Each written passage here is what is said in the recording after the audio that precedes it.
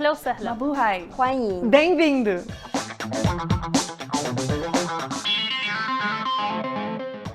Good day, Jayhawks. I am Renee Malasmi. And I'm Max Wallmeyer. Welcome back to Accent.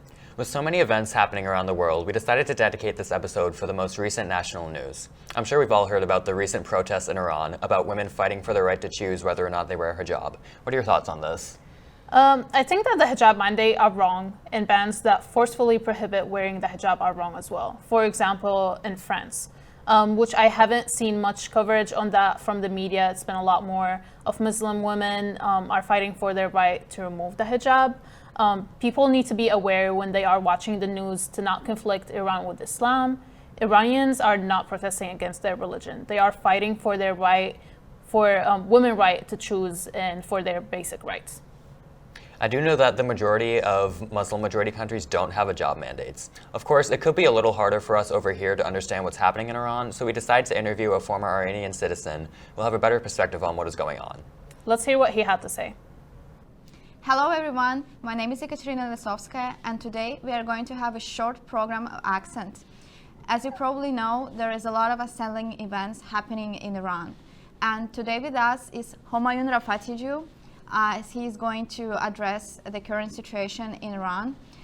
He's been residing in the United States for the past 10 years, and he is an Iranian national. Thank you for joining us. Thank you for having me.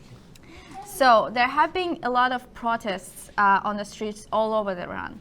I saw the news that women cut their hair, there's a lot of police clashes and so on. So tell me, what do Iranian people want? Well, I can answer that question on two levels. On the first level, I believe it's the women that they stand up finally for their rights. They are telling the government enough is enough. We are tired of to be bullied, to be oppressed, to be told what to wear and what not to wear, how to appear in public, how to form our social interactions. But I believe it's too naive to stop there.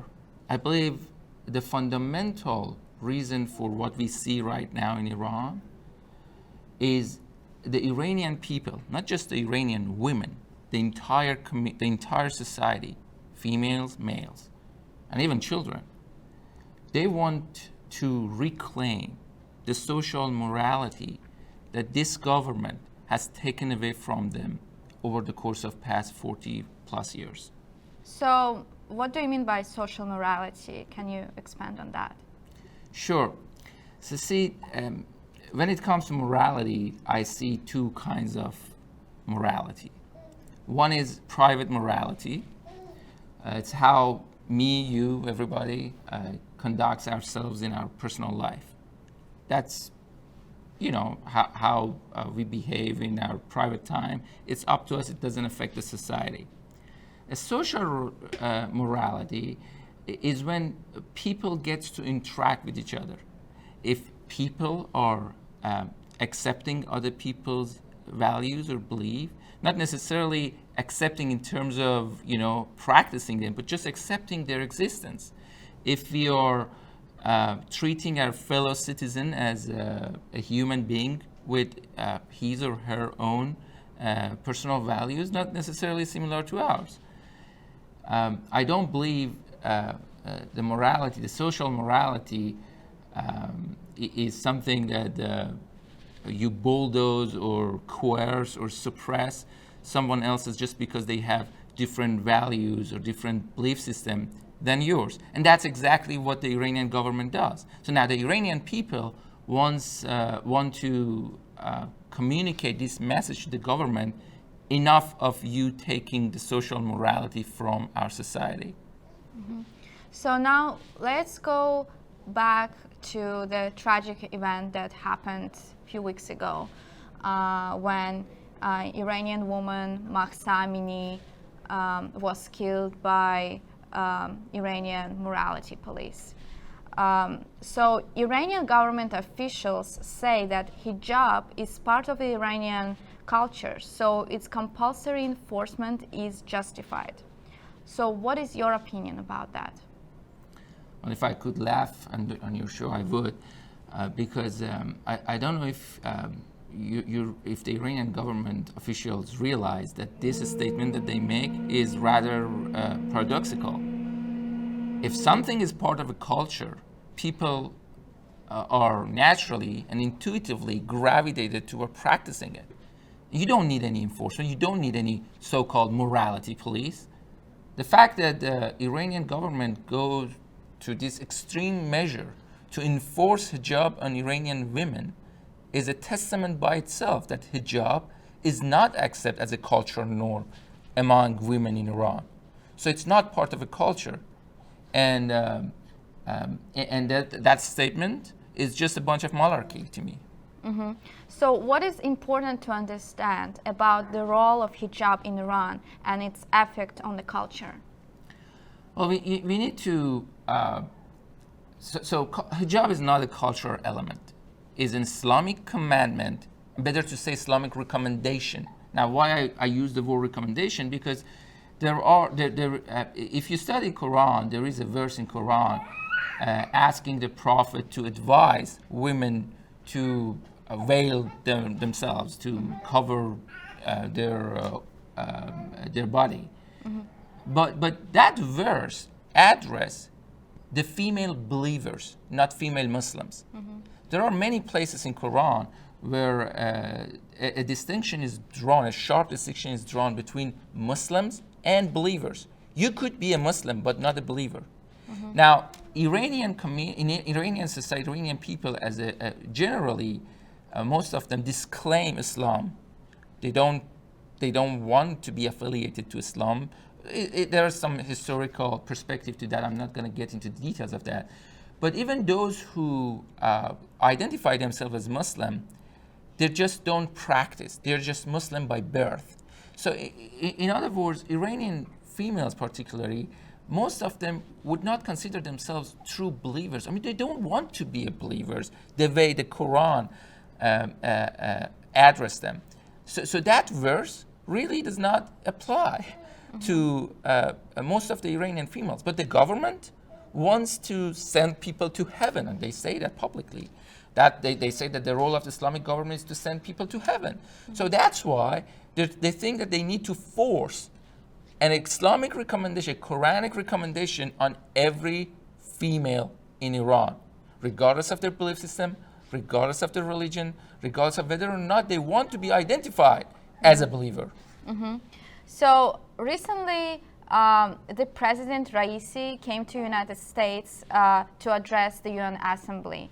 And I've heard that he was set to have an interview with Christian Amanpour, but I gather that the interview never happened. So because of the hijab issue.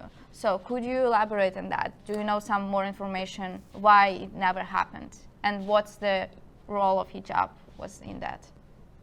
Thank you for bringing up that topic, actually. It's interesting. Ever since its conception, the Islamic Republic of Iran is trying to export its value to the rest of the world. And that value could be the value, a simple value like hijab, or more political value like, making a, Shia band in the Middle East. But look at the idea that an Iranian president on U.S. soil interviewing a female journalist, a citizen of the United States, and refuse to conduct the interview because that journalist did not wear hijab, did not veil herself up.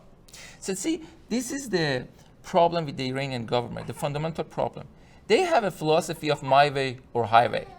When it applies, this philosophy, when it is applied to Iranian people, it's you're gonna wear hijab or you're gonna see the grave. We're gonna sentence you to death by morality police. Mm-hmm. When it applies to the rest of the world, they don't have any jurisdiction. They can't exercise power over them. They just, they believe in cultural hegemony. You do our way, or we're gonna just throw the negotiating table on you, or we're gonna renege the promise for an interview that we make. You are a journalist. You know how much time and effort was spent in scheduling this interview, probably months and months. And just 5 minutes before the interview, come up with a demand. And if the other party says no, nope, we're not going to respect your value. Nope, you're not going to have an interview. So now let's go back to the situation that's happening right now in Iran. So there have been a lot of protests, police clashes, women come on the streets and they oppose police, and generally people come out on the streets. So how is this protest different from the previous protests that happened in 2019 or 2009? First, the cause is different. In 2009, the cause was political protest over an election. Some people, including me, didn't believe that our vote was respected or counted properly by the government. In other words, they just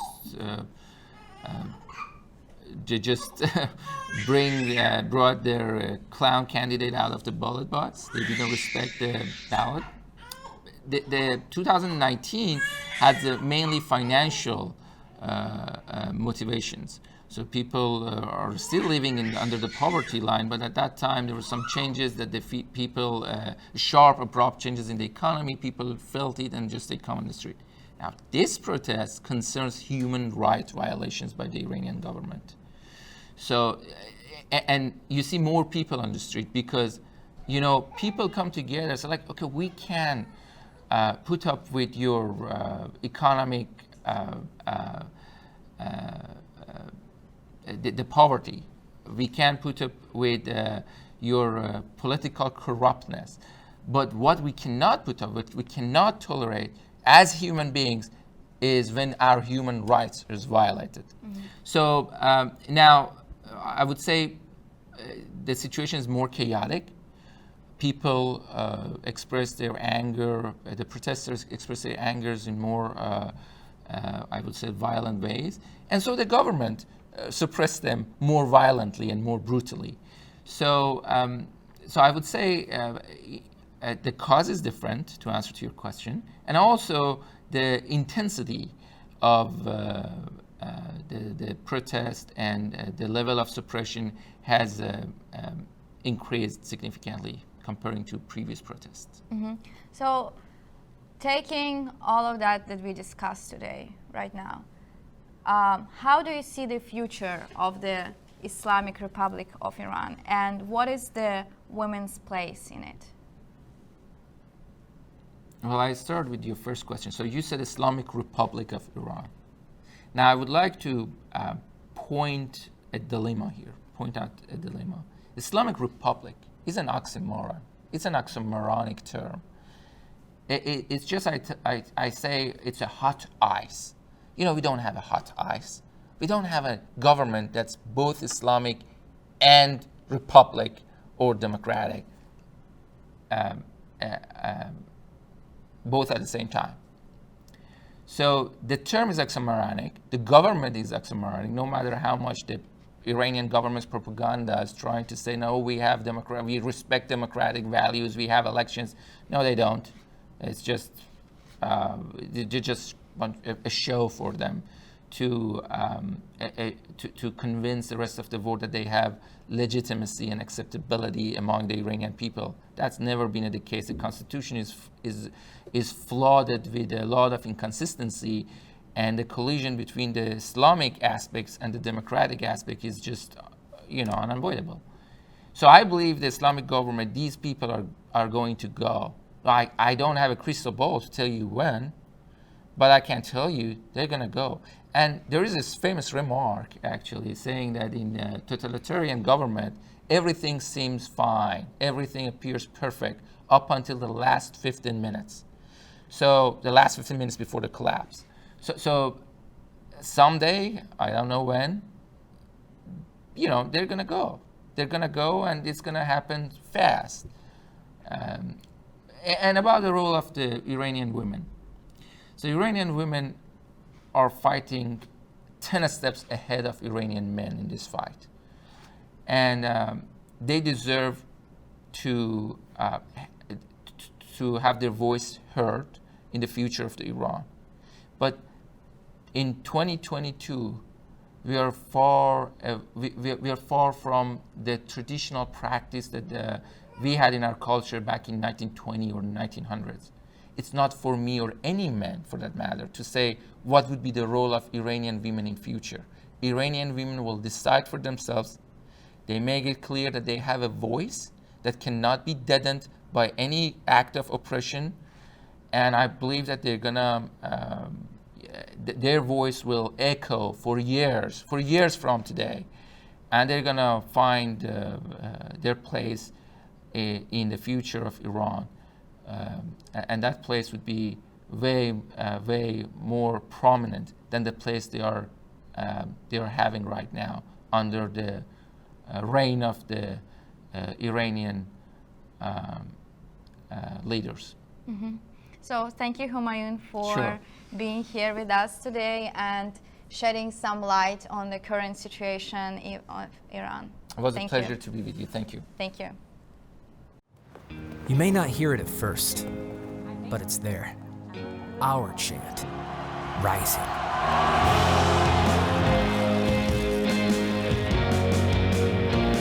On this summit, callings converge, voices unify into a chorus that sounds out for good, for greatness. Can you hear it? Welcome back. In other news, in Palestine, Wednesday morning, Israeli forces have begun a large-scale military raid on a refugee camp in Jenin, which is in northern occupied West Bank, There have been 4 Palestinians killed and more than 40 others injured. which is sadly nothing new. That's very tragic news. That's all we have for today. We'll be back next week with more current international news, events, and trends around the world. مع مع السلامة السلامة. Ciao. 再见。